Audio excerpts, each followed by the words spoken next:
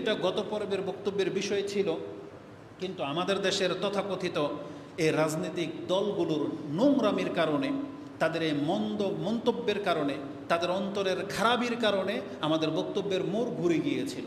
একবার নাম নিয়ে বলতে দ্বিধা করি না, এই যে জামাত ইসলামের নামের দল, চরমনায়ের নামের দল, বা ইসলামিক রাজনীতির নামে যতগুলো দল আছে, এমনকি বিএনপি আওয়ামী লীগ তো বাতিল, এটা আপনারা সবাই জানেন যে তারা ধর্মকর্ম করে না, আর তারা নিজেরাও বলে না যে আমরা ধর্মের ভিত্তিতে ইসলাম কায়েম করব, তারা কোনোদিন বলে না। কিন্তু যারা বলে যে আমরা ইসলাম কায়েম করব, সেই দলগুলোর কথা বলতেছি, এদের নেতাদের চরিত্র এত খারাপ যে তারা ক্ষমতায় যাওয়ার জন্য পূজার মণ্ডপ পর্যন্ত চলে যায়, সেটাকেও পারে না, স্বীকৃতি দিয়েই দিবে, এমন অবস্থাটা।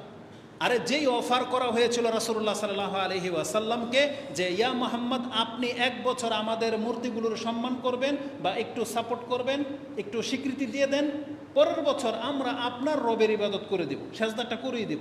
কিন্তু আল্লাহ সুবহানাহু ওয়া তাআলা কোরআনের আয়াত নাজিল করে দিলেন, কুল ইয়া আইয়ুহাল কাফিরুন লা আ'বুদু মা তা'বুদুন। এই সূরা সবাই জানেন, কিন্তু এই জাতি এই কোরআন প্রাপ্ত হওয়ার পরেও এই সূরা কাফিরুন, এটা একটা মুসলিমের বাচ্চা পর্যন্ত জানে। এই সূরা কাফিরুনের বরকত হলো রাসূলুল্লাহ সাল্লাল্লাহু আলাইহি ওয়াসাল্লাম যতগুলো চুপি সারে সালাত আছে, সবচেয়ে বেশি রাসূলুল্লাহ সাল্লাল্লাহু আলাইহি সাল্লাম সূরা কাফিরুন আর সূরা ইখলাস পাঠ করতেন। এটা আপনি জানেন না? ফজরের সুন্নতে কোন সূরা দিয়ে পড়েন? সূরা কাফিরুন আর ইখলাস। মাগরিবের সুন্নাত কোন সূরা দিয়ে পড়েন? সূরা কাফিরুন এবং ইখলাস। বেতেরের সালাত কোন সূরা দিয়ে পড়েন? সূরা কাফিরুন এবং ইখলাস। তার মানে দিনের শুরু কাফিরুন ইখলাস, রাতের শুরু কাফিরুন ইখলাস, রাত শেষ সূরা কাফিরুন আর ইখলাস। কেন? শোয়ার সময় সূরা কাফিরুন ইখলাস কেন? কারণ নিজের আত্মাটাকে আল্লাহর তাওহীদের শিক্ষা দেওয়া, এটা অন্যকে শিক্ষা দেওয়ার চাইতে বেশি গুরুত্বপূর্ণ।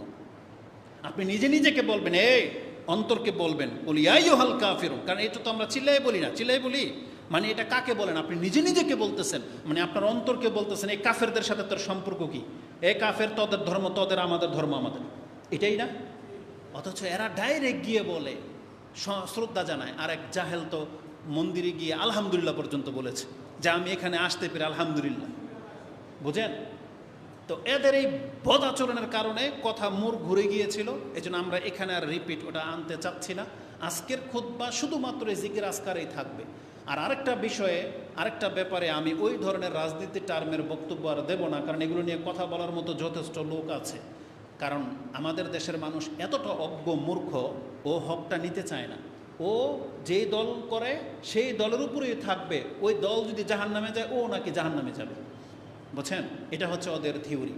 এইটা কোনো মুসলিমদের থিওরি হইতে পারে না। আরে মুসলিমদের থিওরি হইতে হবে পুরা পৃথিবী যদি জাহান্নামে চলে যায়, কিন্তু আমি একলা জান্নাতের পথ টিকে থাকবো। এইটা হবে মুসলিমদের ভাষা, এটা হবে তাদেরই একজন বক্তা, বা আমরা আমাদেরই বক্তা ধরে নেন আল্লামা যাকে বলা হয় দেলোয়ার হোসেন সাঈদী রাহমাহুল্লাহ, তার এক বক্তব্যে শুনেছিলাম, যদি এর কোনো দলিল পাইনি, যে ওমর রাদিয়াল্লাহু তাআলা আনহু নাকি তিনি বলতেন এইভাবে যে কিয়ামতের মাঠে যদি আল্লাহ বলে যে সমস্ত মানুষ জাহান্নামী, একজন শুধু জান্নাতি, আমি ওমর মনে করি আমি সেই ব্যক্তি।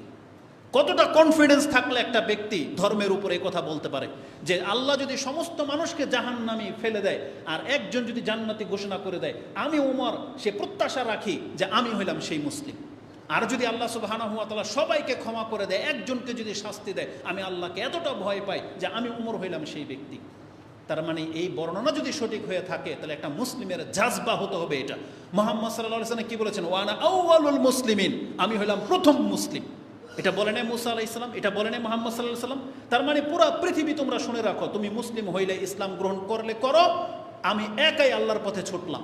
ইব্রাহিম আলাইহিস সালাম বলে না ইন্নী যাহিবুন ইলা রাব্বি সায়াহদিন, আমি আমার রবের দিকে ছুটলাম, হিজরত করলাম, তিনি আমাকে পথ দেখাবে। পৃথিবীবাসী আসলে আসলো, না আসলে নাই।